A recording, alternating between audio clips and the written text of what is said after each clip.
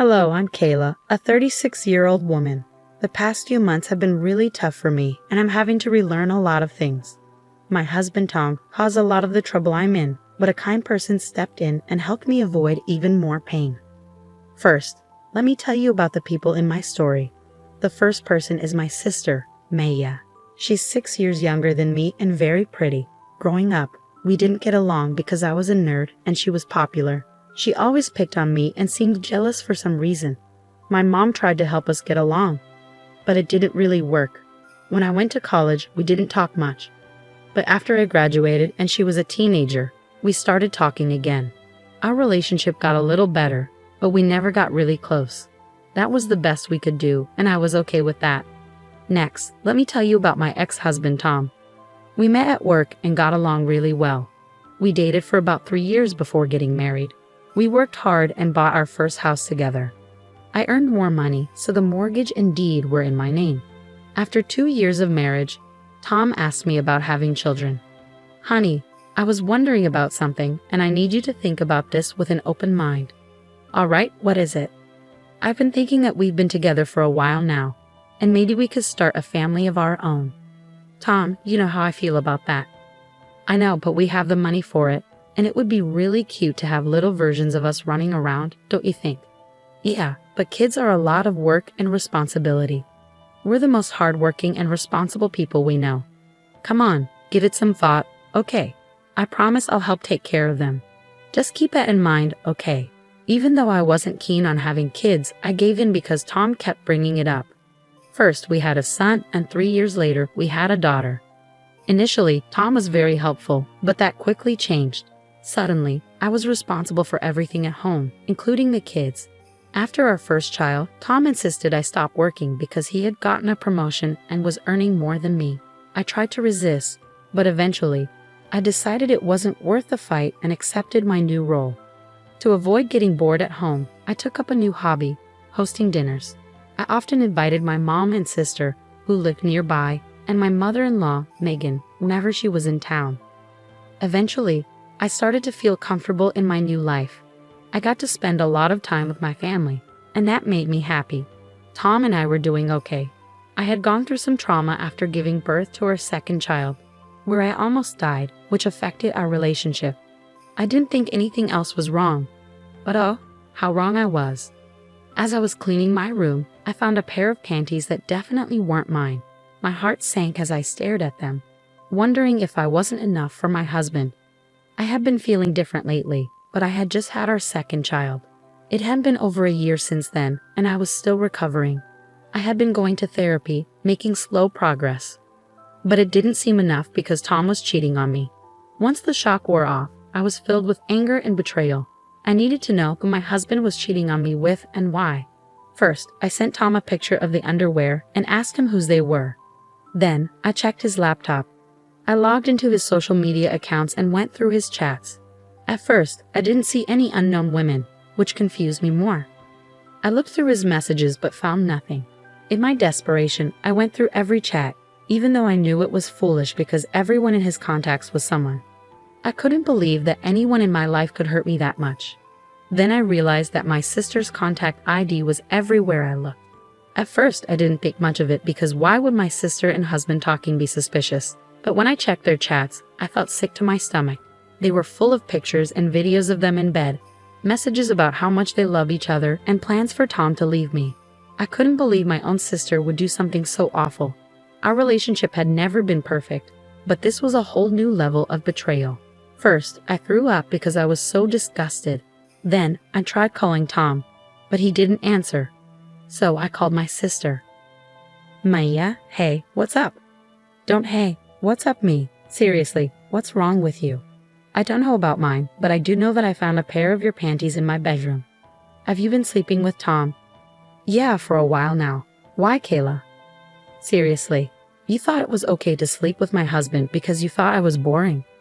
And being my sister didn't even stop you. Look, I thought I was helping you out. I was keeping Tom busy so you could focus on the kids. Are you serious? That's the dumbest thing I've ever heard. Look, we didn't mean for it to go this far, okay? I only did it because he kept hitting on me, and he's a nice guy, Kayla. But he was my husband. Why would you help tear our family apart? I just want what's best for Tom, okay? If I'm the best for him, then so be it. You're disgusting. I hung up, unable to believe her nerve.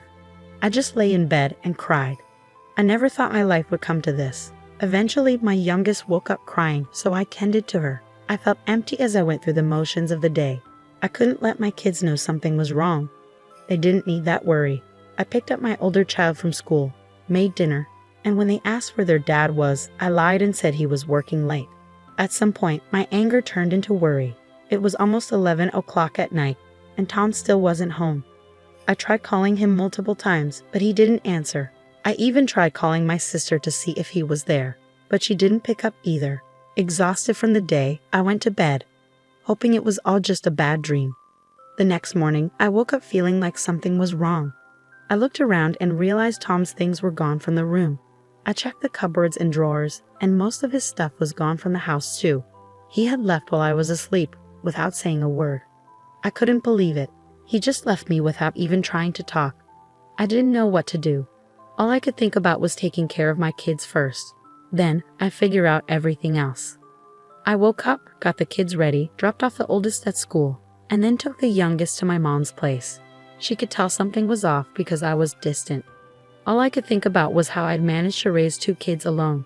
Whenever I came back to reality, I remember I had to tell my mom about my sister and husband. Eventually, she couldn't wait any longer and asked what was wrong.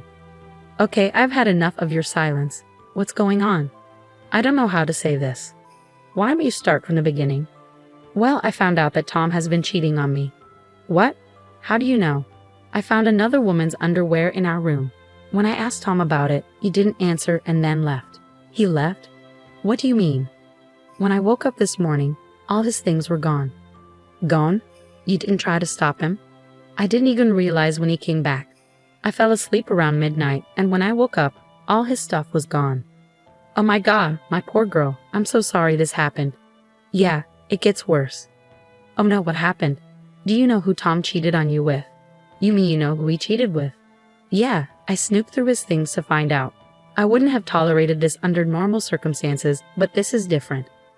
So, who is it? Maya. Excuse me? What? Are you serious? Yeah, my husband has been cheating on me with my own sister. I called her to ask about it, and she was so casual about it. She said they were in love, and she believed she was the best for him, so she was going to keep being with him. Oh my God, what has Maya done? I don't even know how I'm going to survive. I have 2 kids to raise and I need to find a job too. Look, why don't you just get some rest while I try to process this? I'll be here to help you, okay? Yeah, okay, thanks Mom. I had become numb to everything that had happened, so telling my mom wasn't as hard as I thought. I ended up sleeping while my mom took care of my youngest. When I woke up, I heard my baby crying and my mom yelling. I rushed out and saw my mom on the phone looking angry. She hung up and seemed surprised to see me. She apologized for the noise but didn't say more. I knew she had been giving Maya a piece of her mind. Over the next few days, Mom stayed with us. It was easier having one person move in than 3. Maya kept trying to contact our mom, but she asked me to block Maya. It was comforting to have someone understand my feelings when I felt so alone. I found out through mutual friends that Tom and Maya got married. They reached out to me, concerned and confused.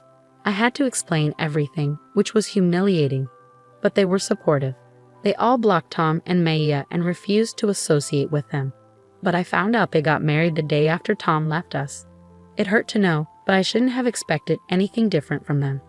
When I told my mom, she was furious. You should know, my mom is usually calm, so seeing her so angry with my sister was surprising. It was great to have her financial support. She wasn't obligated to help, but she did her best for us. She even helped me get job interviews because I wanted to contribute now that Tom wasn't there to stop me. Taking care of the kids was manageable, but when they asked about Tom, I had to hold back tears. Still, we got through it. A week later, I got a letter from Tom. I didn't want anything to do with it. I figured it was some apology, but I was done with him. A week was too long to try to fix things, especially after he ran away from his family. So I did the next best thing I could think of. I burned the letter. But afterward, I couldn't help but be curious about what it said. Sometimes I wished I had read it before burning it, but then I reminded myself that nothing he could have said would change how I felt about him. and what he did. The next day, my mom and I took the kids to the fair. We had a blast, and it was nice to be in a lively place after everything. I finally got to have fun and laugh, which felt great after such a tough time. That night, my mom and I relaxed with a bottle of wine, and I told her about the letter. So something came in the mail for me last night. Oh, what was it? It was a letter from Tom. What? What did it say? I don't know. What do you mean? You opened it, right? No, I didn't want to deal with anything he had to say, so I burned it. You burned it? Kayla, what if they were official divorce papers? The envelope didn't look legal at all. I'm sure it wasn't that. Well, if you're sure. What do you think was in it? I don't know. Maybe a weak apology or a request for his stuff back. I wouldn't be surprised. But how are you feeling about all of this now? Well, today was a good day. It's tough, especially when the kids keep asking where their dad is. What do I even tell them? It's slowly getting better, but only a little. As long as it's improving. I'm always here for you, and just so you know, I'm planning to cut ties with your sister. Everything I have will go to you and the kids. Oh Mom, that means a lot, but are you sure? Maya is still your daughter.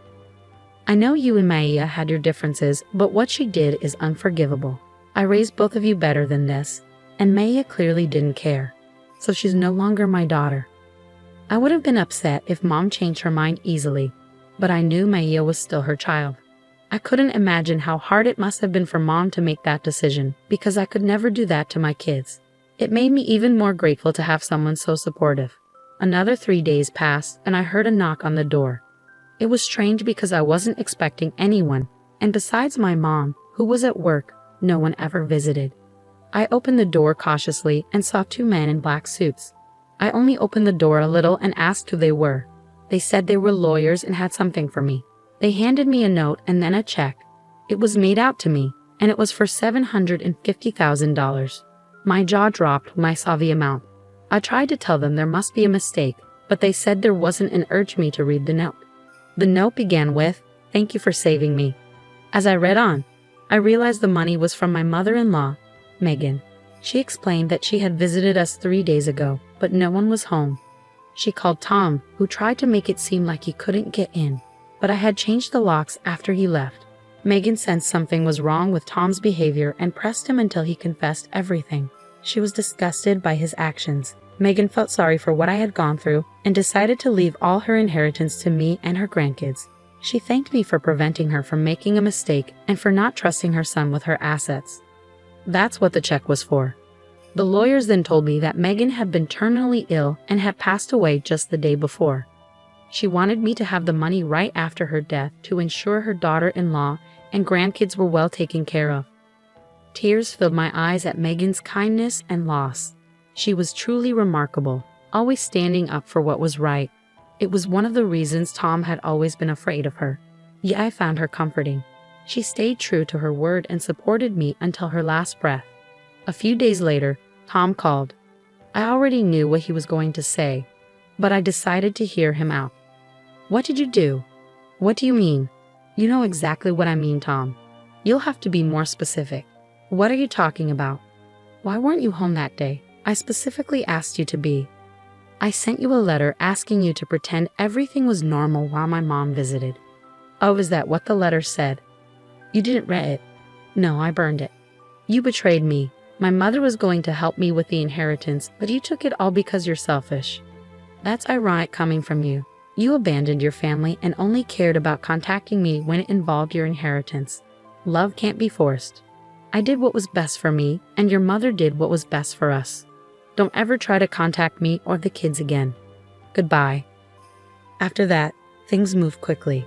I filed for divorce, and I was granted full custody of the kids. Tom tried to fight for the inheritance, but Megan had made it clear that I was the one to receive it, so he didn't succeed. Tom and Maya tried to pressure me into giving them some of the money, but I stood my ground and refused. Life has become easier since we got the money. I put a portion aside for my kids' college and invested the rest. My mom could retire, and I started working.